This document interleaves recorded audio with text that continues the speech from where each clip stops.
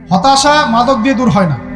হতাশা দূর হবে, বলে দিব, তিনটা জিনিস, মাত্র তিনটা। কয়টা ভাই? এক, 5 ওয়াক্ত নামাজ। এক কি? নামাজে আপনি অজু করে সেজদা দেন, ইনশাল্লাহ আপনার মনে প্রশান্তি না আসলে আমাকে এসে বলেন যে আসে না। চোখের পানি, মনের আবেগ যা আছে আপনার ভিতরে, কষ্ট, দুঃখ, যন্ত্রণা, সব আল্লাহকে ঢেলে দিবেন ইনশাল্লাহ। নিজের আবেগ ধরে রাখবেন এখানে, আপনি আল্লাহর জন্য ঢেলে দিবেন। মানুষকে আবেগ দেখা কি লাভ? মানুষ আপনার চোখের পানির মর্ম বুঝবে? মানুষ কি মানুষের চোখের পানির মর্ম বুঝে?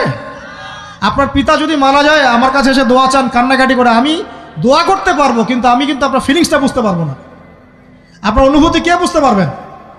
আল্লাহ পাক আপনার ঘাড়ের রগের চেয়েও কাছে আছে। সুবহানাল্লাহ, সুবহান আল্লাহ পাক ঘাড়ের রগের চেয়ে কাছে আছে। গতকালকে বাংলাদেশের একজন বরেণ্য আলেমের সাথে একটা কনফারেন্সে ছিলাম। উনি বলছিলেন যে এক ব্যক্তি, এটা শোনেন, এক ব্যক্তি খুব তার শখ যে তিনি সাহাবীদের মতো নামাজ পড়া শিখবেন। কথা বুঝতে পারছেন? সাহাবীদের মতো নামাজ শিখবেন। তো একজন বরেণ্য আলেমের কাছে এসেছেন, এসে বলছেন যে আমাকে সাহাবীদের মতো নামাজ শিখিয়ে দেন। তখন সেই আলেম আরেকজন আলেমের সন্ধান দিয়েছেন, যে তুমি তার কাছে যাও, তিনি শেখাবেন।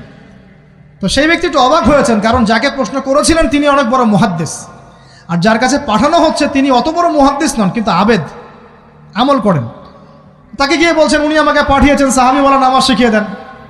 তখন তিনি বলছেন ঠিক আছে, সুন্দর করে অজু করে আসো, সুন্দর করে অজু করে আসো। অজু করার সময় খালি খেয়াল রাখবা যে আমি অজু করছি শুধু আল্লাহর সন্তুষ্টির জন্য।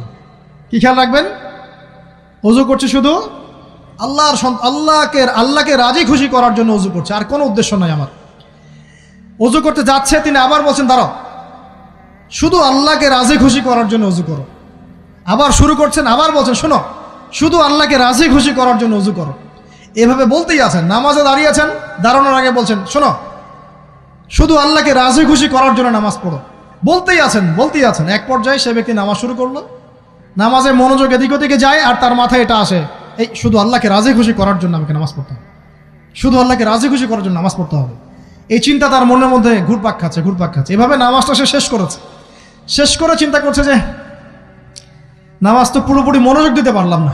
বারবার মাথার মধ্যে এরকম চিন্তা আসছে, আল্লাহ আমাকে তুমি মাফ করে দাও, নামাজটা আমার মনে হলো না ঠিক মতো। তখন সে ফিরে এসে তার সে ওস্তাদকে বলছেন আমার তো নামাজ এরকম এরকম করে পড়লাম, কিন্তু শেষমেশ মনে হলো যে নামাজটা হয়তো কবুল হয় নাই, আল্লাহর কাছে খুব মাফ চাইলাম, আল্লাহ আমাকে মাফ করে দাও, নামাজটা মনে হলো না। তখন সেই যে প্রথম ব্যক্তি যিনি পাঠিয়েছেন তিনি বলছেন এটাই হলো সাহাবীওয়ালা নামাজ। তারা আল্লাহকে রাজি খুশি করার জন্য নামাজ পড়তেন, নামাজ শেষ করে আল্লাহর কাছে ইস্তেগফার করতেন, আল্লাহ কিছুই হলো না, কিছুই হলো না।